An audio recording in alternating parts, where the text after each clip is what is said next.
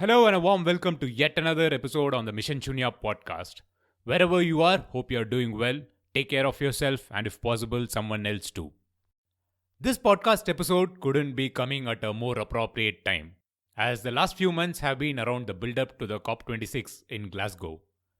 One of the major objectives from the conference is around the need to reduce greenhouse gas emissions and to get to net zero by the middle of the century. The intent is that we get below the 1.5 degrees C target set by the Paris Climate Agreement. In case you missed out the previous episode about COP26, you can check the archives in your playlist. And when we talk about emissions by sector, sectors like energy and transportation come out on top because they are clearly visible. But experts will point out that nearly one fourth of the emissions come from food production. It includes everything like farming, dairy, and meat production. In fact, dairy and meat account for nearly 15% of the emissions. So, on this episode, we return to a topic that we had discussed very early on in the channel around meat alternatives. This week, the conversation features a company whose work began as a passion project but soon turned out to be addressing not one but two important goals: health of humankind and the health of our planet. So, who is our guest and which is that brand that is making plant based meat consumption very desirable? So this is Todd Boyman. I am the co-founder and CEO of Hungry Planet. I'm delighted to be on this podcast today to share a little bit more about the mission of Hungry Planet, which is to bend the curve on personal and planetary health using absolutely delicious chef-crafted plant-based meats. Todd, I have followed Hungry Planet for a bit now. Before we get into the origins of that, let us listen to your background. Has your background been in the food tech or did you eventually end up here? Yeah, my background has been in conventional tech, so working with Bits and Bytes, doing enterprise change software solutions for multi-billion dollar corporations, some direct-to-consumer solutions. But I've always been a tech entrepreneur and a tech investor. But at my heart, I have eaten plant-based. My sister, who's a co-founder of Hungry Planet, has eaten plant-based for about 45 years. I've eaten plant-based for about 35 years. So it's been a passion of helping to look at food systems and why people would choose to eat differently. But Hungry Planet as a business really sprung from a passion and not kind of a long-term vision of wanting to be in the food business. That's an interesting story. You had some background in tech and then you had interest and it's eventually evolved. So, what's the origin story of Hungry Planet like? I'm sure it must have taken a lot of research, although you do mention that you started plant based nutrition slowly, but eventually got on to building a business. But I'm sure there's a lot of research that's gone into before you conceptualize the actual brand that it is today. Yeah, the origin really does start with both Jody and I making the decision very intentionally so to eat plant-based decades ago and having a deep understanding of the science behind how our food choices directly impact the world that we live in, the environment, the health of our human bodies, right, as well as the impact that it has on animals. So that's really the genesis of what has become Hungry Planet, with the research and development that went into trying to figure out, well, how do we replicate the food that so many people love to eat, which is meat, rather than trying to convince people just to eat veggies and eat lower on the food chain. Kind of the eureka moment was when we worked with some like-minded individuals, and the idea started to formulate about 20 years ago of, can we replicate conventional meat using the exact same plant proteins that animals ingest and then convert into meat? And can you do that same thing without using the services of animals? So can you take those exact same proteins? Can you transform those into conventional meat? So that was really the genesis of all this. That all Okay. started about 20 years ago. It started as a passion project being funded by Jody, me, and like-minded investors during that time period. And then ultimately realizing that, yeah, we could deliver on this. The food was absolutely fantastic. And then it was a question of how do we develop the market so that there'd be demand for what was being created. And so that's largely what's been going on over the past 6 years or so. That's interesting. That's interesting. And it's really interesting to know that's close to 20 years of work has gone behind this, the brand that it is today. I really like the vision that you have, health of humankind and health of planet. So it clearly resonates with both. And most importantly, you did mention the impact of meat consumption. That is the biggest problem you're trying to address, right? That is, I mean, our mission, very clearly stated, is to bend the curve, personal and planetary health. And so, the full stop, that's the focus of the business. And we do that through creating chef crafted premium plant based meats that are a perfect one to one substitution for their conventional animal. And we do that across all types of meats. So rather than just looking at one type of meat, we look at all the different types of meats. So, yeah, the focus of this business is to make a difference on this planet, to make sure that the health of the planet regenerates and heals, the health of humans' personal health improves. And as you do that, you can't help but improve the welfare for animals, where 80 billion animals a year are produced and killed for purposes of food. And so you're also just creating, quite frankly, a kinder planet and developing better food. So the focus is on upgrading meat, making it directly from plants, making a difference to human, planetary, and animal welfare, and doing that all at the same time. And it's interesting in this plant-based space because there's a lot of talk about this right now, Correct. and so much of the focus is on how it improves the planet. And then people will talk a little bit about improving personal health, but more often than not, a lot of the companies that are jumping into this space because they see that it's now suddenly hot aren't actually creating plant-based meats that have a healthful profile. Sure, they don't have antibiotics in it. Yes, they don't have cholesterol, but they often do have trans fats in it. They often have excessive sodium. They often have things in there that aren't as healthful as they can be and as they should be. So, our firm conviction is that one of the design principles in plant based meats needs to be that yes, they're better for the planet because they're taking these plant proteins and transforming them into meats without the services of animals. So if you understand the science, clearly that's better for the planet. But you've really got to deliver on that brand promise of being better for people, because that's equally important, is that we've got to make sure that we're addressing obesities, different types of cancer, diabetes, that are the outcome of eating poorly and eating, in many cases, way too much conventional meat. Being better for people is something that is kind of overshadowed by the objective of being better for the planet in generally, as you said, among the market leaders in this space, plant-based meat. Interestingly, to make it better, you also have a different brand proposition that you call the range of products that you offer chef crafted. So how did this come about? Well, it came about. We have a really accomplished culinary team, and we've always looked at this through the lens of chefs. So chefs have driven our research and development. They've driven how we have thought about what is acceptable, right? What really hits the mark. And when you're working with chefs, particularly very accomplished chefs, they aren't looking to just be wowed by new technologies or new foods. They're looking for good food. And as our chief culinary officer, Ron DeSantis, says, and Ron is a certified master chef, of which there are 62 certified master chefs, right? So that's the highest designation you can have. And, he says with a smile, there are really only two types of food. There's good food and there's bad food. And so, if you want to make sure that you're in that first bucket and that you've got good food, you've got to make sure that the taste and texture is fantastic. You've got to make sure that chefs and consumers can work with it. So, does it handle, cook, prepare, store like conventional meat? But then you've also got to make sure that you are delivering on that promise that when somebody hears plant based, they are inferring that that product is going to be better for them. And so it's really disingenuous to come out with a product that isn't delivering on that promise. And our chefs have been absolutely adamant: good food and bad food. And good food isn't just about taste and texture, but it also should be better for you. And so everything that we've done has been making sure that we are truly delivering good food in every way that you can define that term. Well, I'm actually a little surprised and a little happy that you have master chef people in that caliber actually working on this, and they are actually really interested to contribute to this in a long term. So that's really fantastic.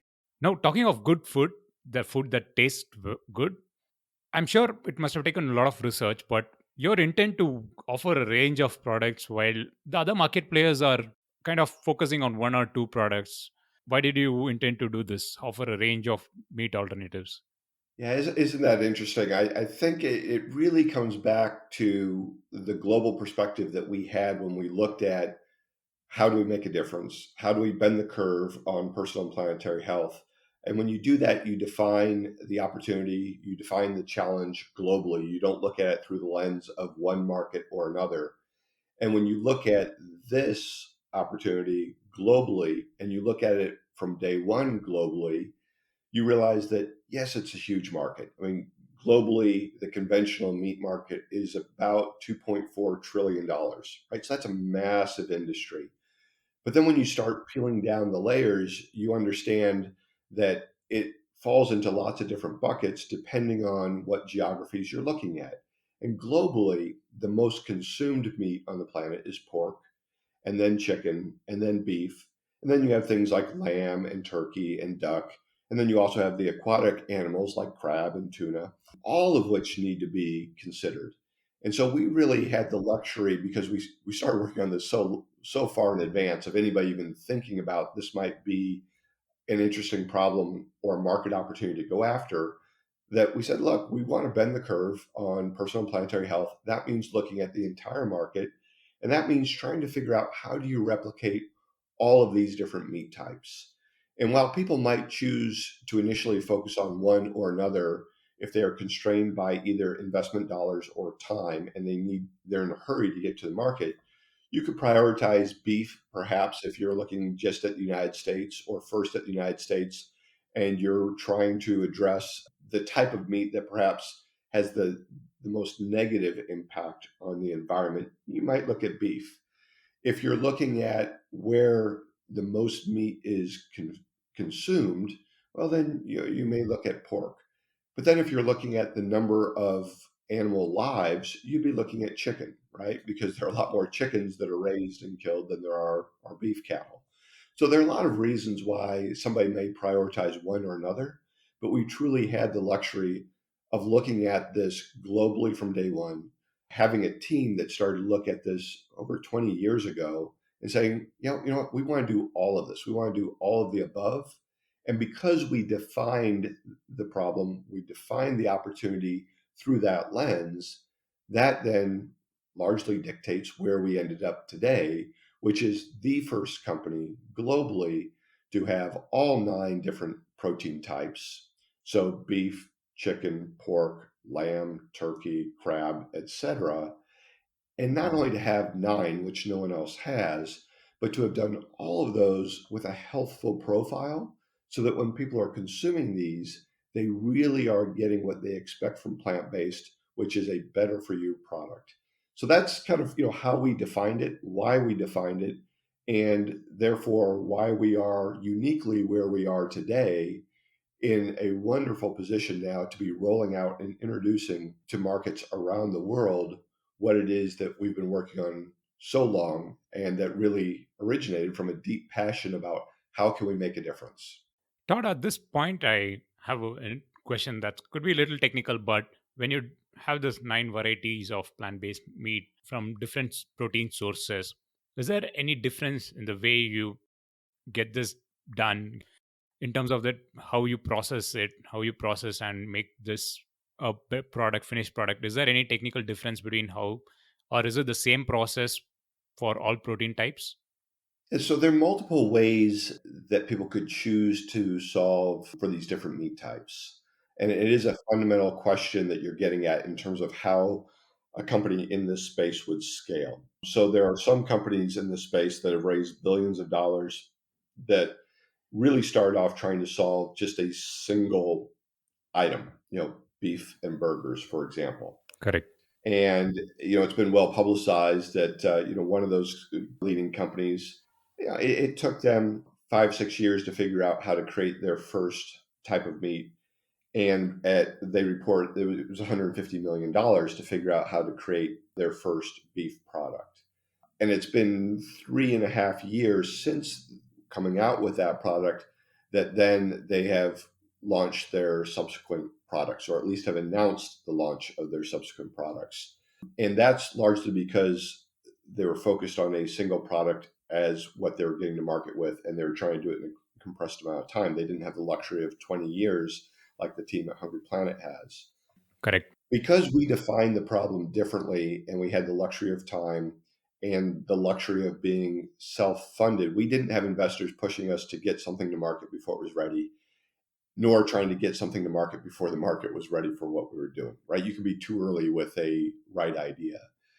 But we architected our plant protein platform such that we could very rapidly develop all types of meat proteins and not have to reinvest the same amounts over and over again.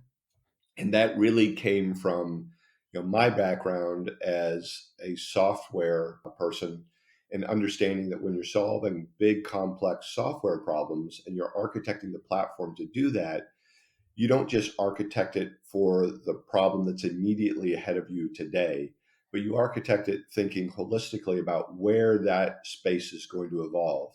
Because if you define it as solving problem A and you platform for problem A, great, you've solved problem A really elegantly, but you haven't really thought about, well, what are the tangential problems B, C, D, E, and F that are coming down the pike that people are going to want to have solved because you solved problem A so well. And so just like in software, unless you're thinking about that from day one, what happens is that you solve that first problem. Hopefully you've solved it really well, but you've shoehorned yourself into this platform that only solved that problem, so that when you then want to solve the tangential problems, the tangential opportunities, just like with meat, you go after beef first, but then it's pretty obvious that you're going to want chicken and pork fairly soon thereafter, and then turkey, lamb, crab, etc. Unless you've developed a platform that will support all those types, just like in software, you're going to need to replatform, and that's going to introduce enormous time, cost, risk, and energy into the equation. So we just thought about it differently.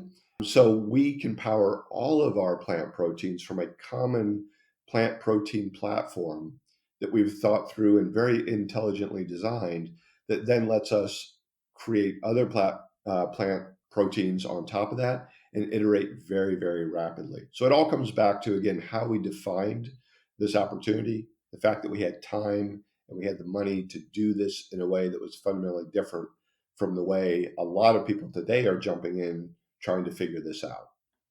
Well, a platform approach for this is very unique in its way, and I should appreciate that. It's kind of helped you scale, just like how platforms help software to scale and deliver solutions globally. I think this is kind of positioned you to kind of offer solutions globally.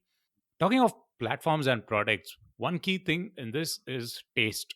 I have read a lot about research, but of course, I have to admit that I have not tasted plant based meat. But how long did you take to have this taste trials going around? It's good to know that you had like a good range of chefs who were very good at it.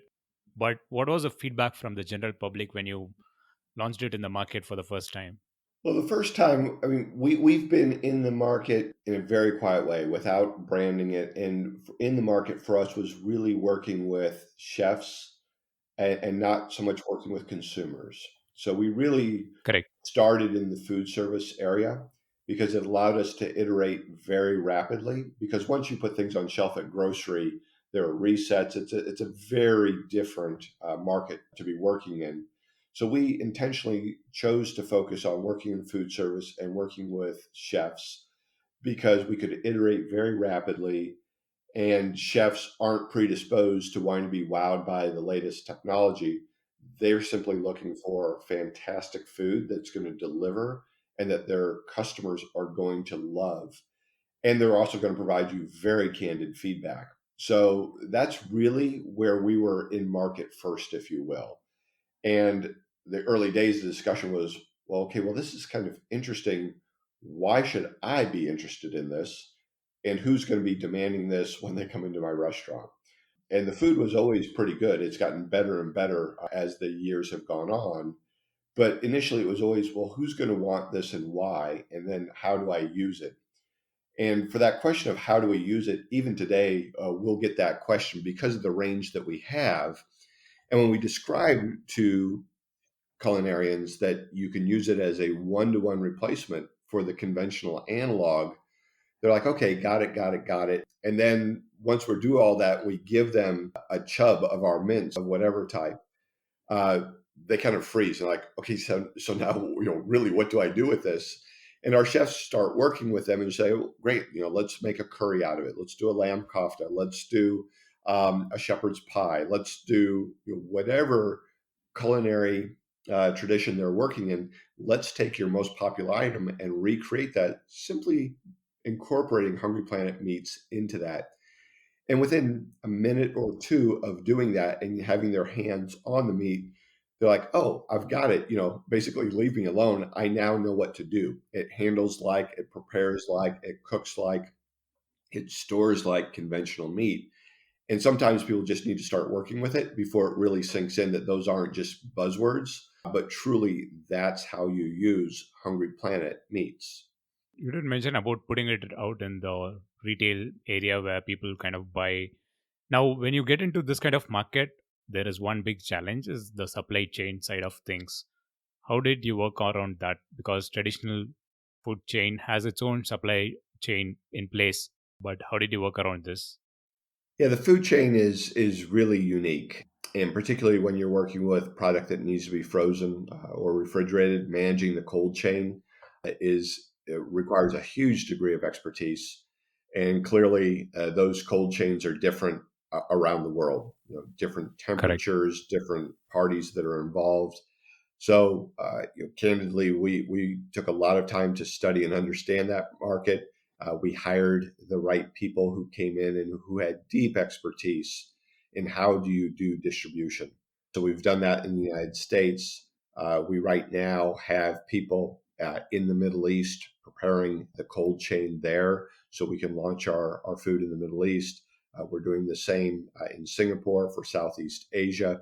So, really, it's not that we're inventing anything new because we were very intentional about making sure that all of our food could move through the supply chain in the same way as conventional meat.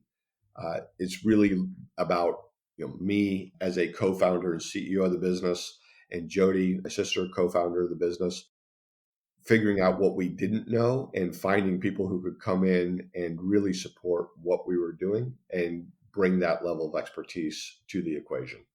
That's interesting. Interesting to know that you have worked around this and you're ensuring that you're using this existing supply chain kind of to modify and kind adopt and offer this thing. Now, you also talk about this in your, I mean, firstly, congratulations on your recent Series A. And related to that, fundraise and other activities, you do mention and talk a lot about the reduced resource use in the process that you have from plant to plate. So, how do you quantify that in comparison to the other alternatives? Yeah, we do talk about how efficient it is to go with plant-based meats from basically plant to plate and how that transforms. I think when you look at that through the lens of conventional meat, a lot of people are now familiar with kind of how efficient animals are in converting plant proteins to meat. The least efficient, obviously, are beef, which it's a 25-to-1 conversion loss, meaning that you're taking 25 calories of plant protein to create 1 calorie of beef protein. So that's just hugely inefficient. And the way to kind of visualize that is if you're sitting down for a family dinner or community dinner or a dinner at your company, and someone is putting down 25 plates of perfectly good food. And before you start eating, say, well, you know what, now we're going to take away 24 of those and throw those in the dumpster and let's all share one. You would have a riot, right? I mean, everyone would be like, wow, that's a 96% loss before we've taken our first bite. True. Whose decision was it to throw away those 24 plates of perfectly good food? And while I understand India, not a place where a lot of beef is consumed. In the rest of the world, that's an enormous amount of waste. And so with plants, you don't have that, right? I mean, you're taking those calories and very efficiently transforming those into meat. So, that's kind of, a simple illustration of why going from plant to plate using plant-based meats is so efficient, because globally it scales. And just on the point of kind of globally why this is important, and what we're doing to make this accessible globally, is that by offering 9 different types of meat proteins through the Hungry Planet system, it lets us work in any type of cuisine, regardless of whether they consume chicken or pork or beef or lamb. It's all available, and it works in any cuisine. And our team has gone to lengths on our website, which is hungryplanetfoods.com. We have sections there where we have recipes covering all cuisines all over the world. So as we start introducing our foods globally, and people are really intrigued about, well, what do I do with it? How do I work with it? Whether you are a professional chef, whether you're in the food service industry, or whether you're a consumer, we're making it really easy for people to enjoy the same meals that they've always enjoyed in the cuisines that they enjoy the most, and providing recipes out there, video tips, handling tips, and making it easy for people to onboard so that they can eat lighter on the planet, right? So that they can go from plant to plate and be a part of that movement that is really starting to sweep the world, as more and more people are aware of the impact of conventional meat on our planet, on human health, on the welfare of animals. And then when they can experience simply, authentically delicious foods that are truly good for you, demonstrably good for you, and they understand that Hungry Planet is doing all that, that's when kind of the magic happens. And so, we're eager to be a part of that, and being, in many cases, people's first experience with plant-based meats. It's actually quite a surprise for me that, the traditional meat industry kind of has that amount of inefficiency in the system. So I'm sure when this message is conveyed in a right manner, I mean, there'll be even more adoption. Yeah, so just on that point about the inefficiencies of the conventional meat industry, part of the reason why that industry has been able to get away with that is because of the subsidies that go into supporting the conventional meat industry. And historically, that was done because no one really was thinking about, well, how could we do this more efficiently doing it from plants? And so, at least in the United States, those lobbies, those industries were saying, look, let's give more people conventional meat less expensively, and successfully lobbied for all sorts of subsidies to artificially reduce the price. And as often happens, right, when there are government subsidies, it drives behavior that, if traditional economics, the invisible hand, isn't working, you're going to have more and more people consuming things that are subsidized. And so our hope is that over time that will change, and that people will say, okay, there is now a very good alternative. In fact, it's an upgrade to conventional meat. And so why are we subsidizing something that is bad for our planet, bad for our health, inhumane for the animals, when there is an upgrade alternative that over time will be less expensive, and yet out of the gates certainly much better for human health and for planetary health? So a lot of that comes down to economic incentives, where the incentives historically have been. And I think with time, that will start to shift now that they're all alternatives.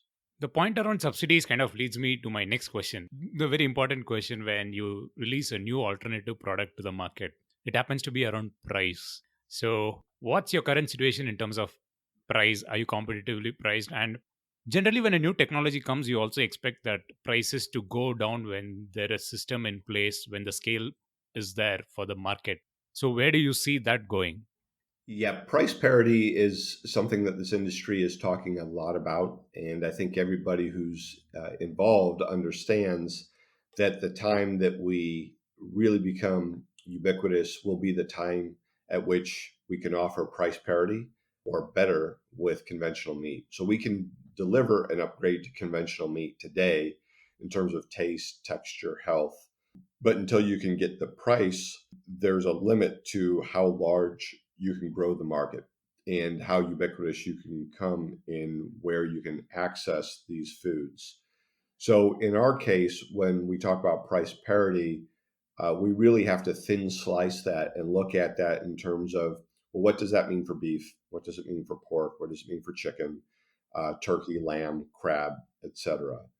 So in the United States, as an example, because that's where we started, even though we are now selling our food in other international markets, you can get chicken, conventional chicken, for $1.50 a pound. Right, beef is going to be closer to 550, 650 a pound, depending on what type of beef you're getting. Is it free range? Is it organic, etc.? And then you can take crab, and crab is going to be about $14 a pound. So when we look at the conventional alternatives, those are the targets, right? It's anywhere from $1.50 a pound for chicken to $14 a pound for crab. Correct.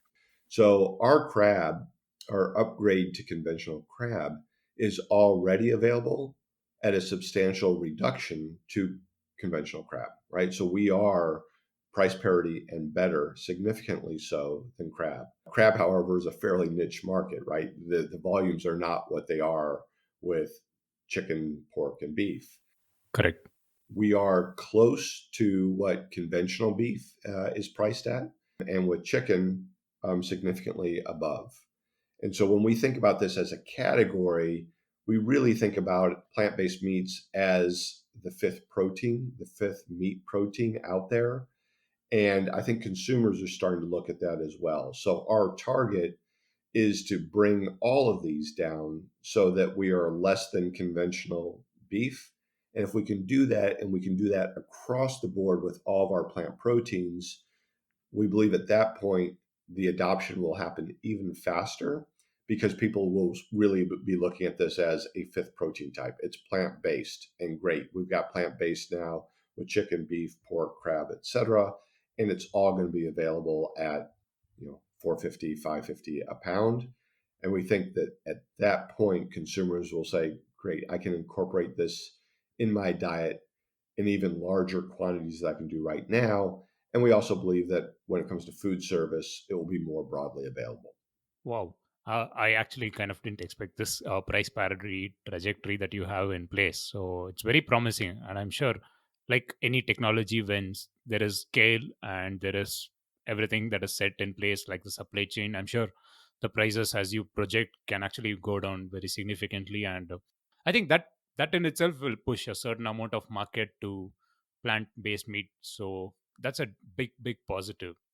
Todd, on a final note, going back to your mission, vision, and running back to that and bending the curve on both person and planetary health. When you talk planet, I mean, you did mention the global market a couple of times in the conversation. So you have raised a Series A now. So what's your plan in having a bigger global impact in the years to come? Yeah, our goal is to identify geographies where we feel that we can most readily make an impact, and to bring our foods to those geographies as rapidly as possible. So, starting earlier this year was when we really started to take the covers off of what we've been developing here as a team for about 20 years. We realized that the food was ready. We built all the foundation so it was ready. We built out the supply chain. We hired the right team. We put everything in place so that we could be wildly successful. And we launched first here in the United States. We've been selling as what I would define as kind of a soft pilot in Australia for about 4 years. We've done some pilots in Singapore. We'll be launching soon in the Middle East. So we've really been focused on geographies and channels where we can make a difference, and where our foods are uniquely qualified to be received by the market. So, we are not a beef and burger company. We have amazing beef and burger, and people who are evaluating just that will often choose our solution. But where we can participate in global markets where there's an interest for lamb or pork or turkey or crab or all of the above, and they want things that will really play well in their local cuisines in any type of menu item. Those for us are really interesting markets, and in parts of the world where the environmental stress is particularly hard and where there isn't a lot of natural fresh water, so that you can't have herds of animals grazing without even greater damage to the environment. So that's what we're doing. We're looking for those markets where we can make the biggest impact as rapidly as possible. And with the foundation that we very patiently have been putting in place, we're eager to bring it to more and more people and delight people's taste buds. Coming back to the idea that, as our culinary team says, there are truly two types of food. There's good food and there's bad food. And what we've developed is really good food that will play in any cuisine, in any recipe, using a wide variety of meat types that will deliver demonstrably superior nutritional profiles. And for that, that's a really exciting place to be. And we love it when people discover what we're doing. Again, at our website, hungryplanetfoods.com, or on social media, our handle, whether it's on Instagram or Facebook or LinkedIn or Pinterest, is Hungry Planet Foods. And there people can see the images of the food. They can see what it is that we're doing to make a difference.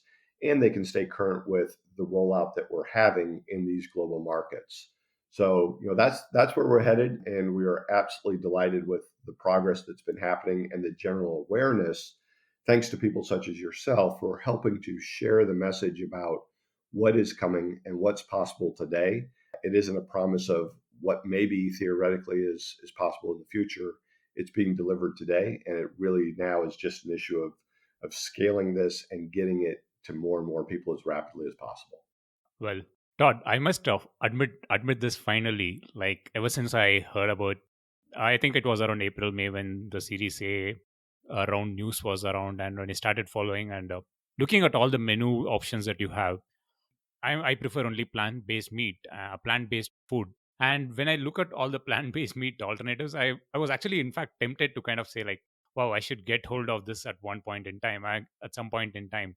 So I really look forward personally as a fan of this kind of thing, and having listened to the story of how this came about, the 20 years of work and the science behind it, is even more convincing for me to get my hands on this at the earliest. So I really look forward for your launch in India market as well. So it's been a wonderful conversation.